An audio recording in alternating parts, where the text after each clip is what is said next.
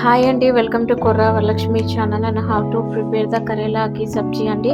How to prepare the kakarakaya fry అండి. It's very easy and simple అండి. దీంట్లో మనం వితౌట్ టమాటోస్ని యాడ్ చేయమండి. సో ఒక జార్ తీసుకోవాలి, మిక్సీ జార్. దాంట్లో జీలకర్ర తీసుకున్నామండి, క్యూమిన్ సీడ్స్ అండ్ ధనియాలు తీసుకున్నామండి. ఇప్పుడు ధనియాలు తీసుకున్న తర్వాత మనము ఎల్లిపాయలు అనేది ఈ యొక్క రెసిపీలో ఎక్కువ తీసుకోవాలండి.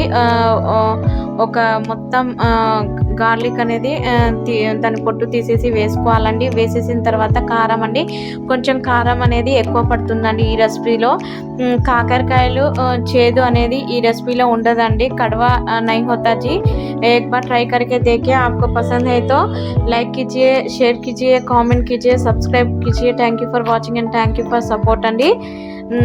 ఒకసారి మిక్సీ జార్లో గరుకుగా పట్టాలండి. అది పట్టిన తర్వాత మనం స్టవ్ ఆన్ చేసేసి కళాయి పెట్టుకొని ఆయిల్ వేయాలండి. ఆయిల్ వేడైన తర్వాత మనము ఈ యొక్క కాకరకాయలు ఉంటాయి కదండి, అది రౌండ్గా కట్ చేసి వేసుకోవాలండి. దీంట్లో కొంతమంది గింజల్ని తీసివేస్తారండి. అసలు గింజలతోనే కర్రీ అనేది టేస్ట్గా ఉంటుంది. గింజలు కూడా తింటే చాలా బాగుంటుందండి. సో అవి మనం కాకరకాయలు వేసుకోవాలి. కొంచెం కూడా చేదు అనిపించదండి. ఈ విధంగా ట్రై చేయండి. కాకరకాయ కర్రీ సూపర్గా ఉంటుందండి. ఇప్పుడు ఆ కాకరకాయలు తొందరగా మగ్గడానికి సరిపడా సాల్ట్ వేస్తున్నానండి.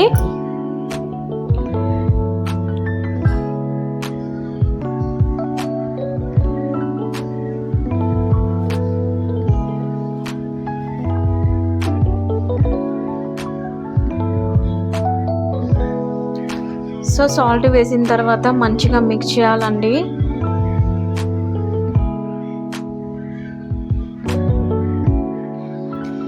ఏం లేదండి, ఒక మిక్సీ పట్టుకుంటే చాలండి ఈ కర్రీకి. టమాటాలు కూడా వేయడం అవసరం లేదు. చేదు అనేది అస్సలు అనిపించదండి. సో కాకరకాయలు అనేది హాఫ్ మగ్గినాయండి, చూడండి. సో ఇప్పుడు పసుపు వేద్దామండి. పసుపు వేసి మంచిగా మిక్స్ చేయాలి కర్రీ అనేది.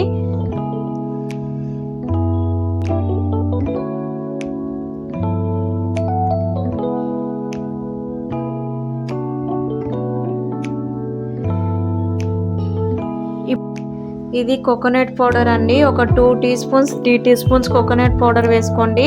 నేను ఇందాక ఎల్లిపాయల కారం చేసిన దాంట్లో కోకోనట్ వేసుకొని పౌడర్ చేసుకున్నానండి, అందుకోసమే ఈ కలర్ వస్తుంది.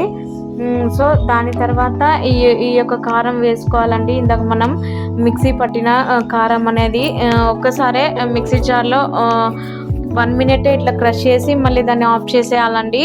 సో ఆ కారంని వేసి మంచిగా మిక్స్ చేయాలి.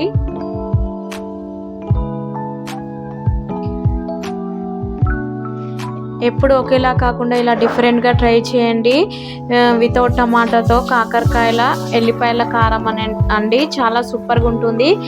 ఈ గింజలు కూడా చాలా టేస్ట్గా ఉంటుందండి.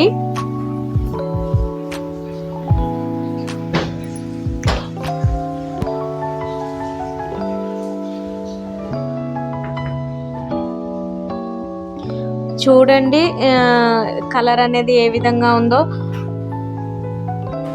ఆల్రెడీ కర్రీ అనేది మగ్గిపోయిందండి.